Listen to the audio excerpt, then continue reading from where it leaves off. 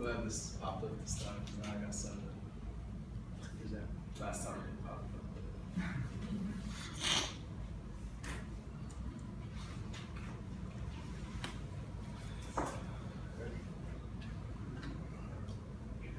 How many of you guys heard about the 7.5 earthquake that recently hit Pakistan? How many of you guys heard about the Category 5 hurricane that hit western Mexico? So you're noticing the pattern here, right? Hypothetical situation. An 8.0 earthquake, the big one. It's LA. How many of you guys think you guys know about it? Alright. So, hello, my name is Ernie Gonzalez. And I spent about a week now, this is a topic change, analyzing and trying to understand these three topics that I'm about to present today. Three global issues.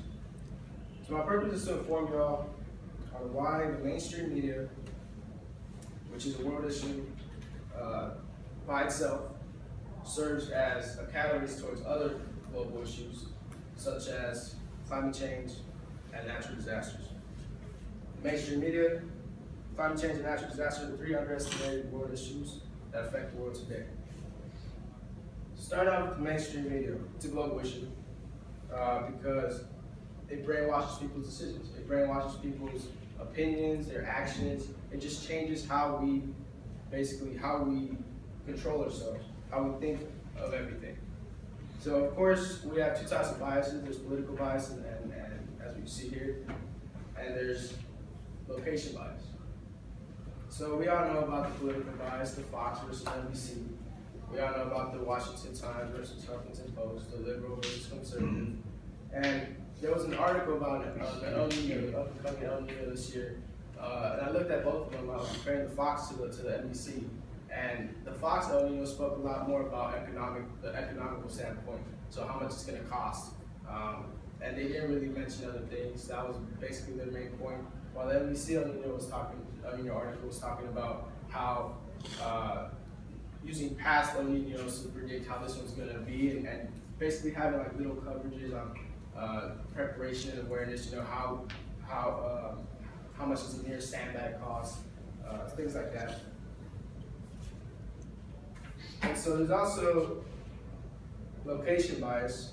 So basically, self-explanatory. You know, the news is going to cover things around you, and that's just the way it is. How I started this presentation asking you guys, how many of you guys heard about the earthquake in Pakistan? Not a lot of you did. While some of you did, more of you knew about the hurricane in Mexico. And say, like I said, something that happens nearby, we're going to know about it. So that's just how that goes. So let me ask you guys another question. What do you guys think the average world temperature is? Anyway. 30 degrees Celsius, 74. All right, so the reason why you guys might say that would be because we're in such a warm area. We're so used to the warm, we're so used to it being, not too cold, not too hot. And, the media is always telling us the world temperature rose 1 degree this year. The world temperature rose 0.5 degrees this year. Now, when have anyone ever heard about the media telling us the world temperature is 58 degrees, because that's what it really is?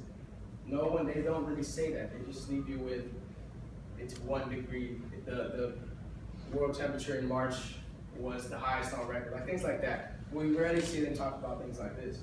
So, going back to political biases, Fox normally, or conservative articles don't really talk about global warming, while they're pretty much divided, while liberal articles talk about same thing, preparation, awareness, and how, what cars to use, what cars to drive, and what type of other energy there is. And moving on to my third issue, here's a picture of this New Orleans Superdome when Katrina hit in 2005. My third issue is natural disasters. And, displacement's a big thing when it comes to natural disasters. According to Think Progress, 22 million people have been displaced from their homes due to natural disaster. That's 3 times more than war. And I'm not just talking about city to city, like you see here, but I'm talking about country to country, and that affects the world heavily because of their population and whatnot. So, there was all these conspiracies at the time that liberal articles wrote about, like asking, what if this wouldn't have hit the South? What if this would have hit an urban, a more market city like New York or LA or something that would have affected a lot of people and a lot more people, and because the South was more affiliated with slavery and low income, and there was all these questions from liberals talking about Bush, what you do, but yeah. So according to the National Oceanic and Atmospheric Administration, the NOAA, here are some more stats from natural disasters. In 1970, there was only 78 natural disasters around the world recorded. In 2004, there was 348, so you see that dramatic rise there. Since 1990, natural disasters affected 217 million people each year.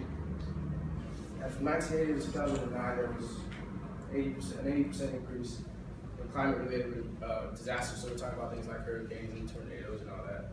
And between 2001 and 2010, $1.2 trillion was lost due to natural disasters. So yeah, just missed that. Here's a chart. And so in conclusion, main point.